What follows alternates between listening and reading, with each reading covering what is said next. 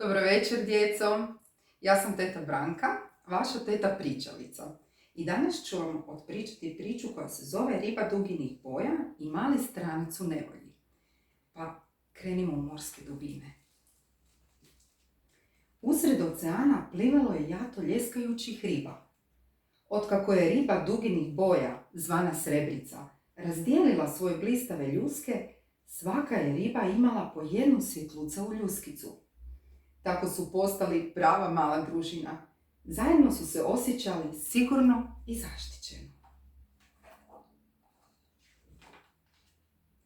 Jednoga je dana do njih doplivala nepoznata riba. "Odakle dolaziš i što radiš ovdje?" pitale su druge nepovjerljivo. Sve su zurile u nju. Prestrašen, maleni je došljak spustio glavu i gledajući u morsko dno tiho je rekao: "Izgubio sam svoje jato i više ne znam kamo bih. Smijem li ostati s vama? Osjećam se tako usamljeno u ovom beskrajnom moru." Neke su ribe brzo otplivale dalje. Što se njih tiče, taj mali stranac, taj nema ni svjetluca u ljuskicu, tek neke čudne pruge po sebi. Samo je Srebrici bilo žao te male prugaste ribe.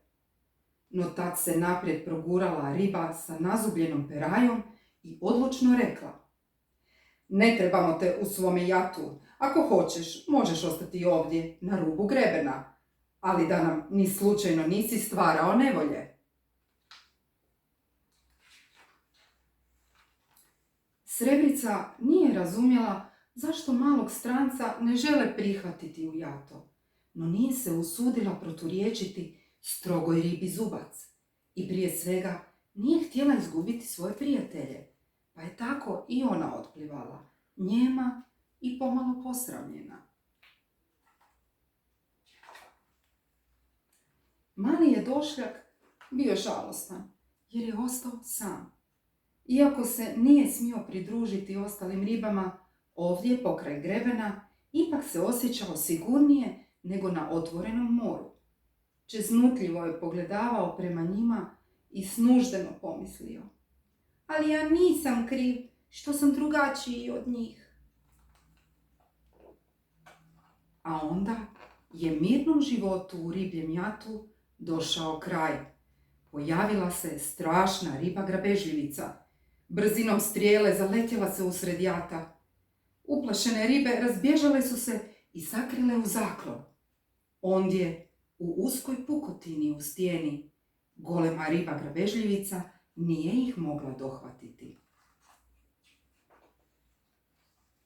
U zadnji tren i posljednje su ribe doplivale u zaklon. Imale su sreće. Riba grabežljivica nije uspjela uloviti ni jednu od njih. Sve su se spasile. Sve, osim malog došljaka. U pukotini u stijeni zavladala je sablasna tišina. Svi su znali da je mali stranac ostao vani sam samcat, na milost i nemilost strašnoj morskoj nemani.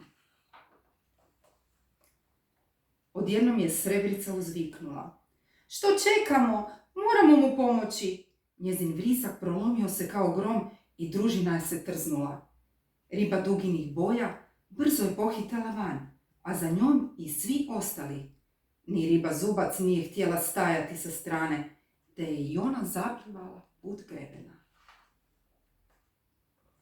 Riba grabežljivica progonila je malog stranca koji je očajnički pokušavao pobjeći pred njezinim raljama.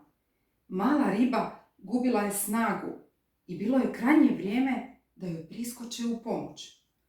Okretne blještave ribice sa svih su se strana zaljetale u drsku grabežljivicu, koja ih je lovila sve dok joj se nije zavrtjelo. Na kraju više uopće nije znala koga bi ščepala.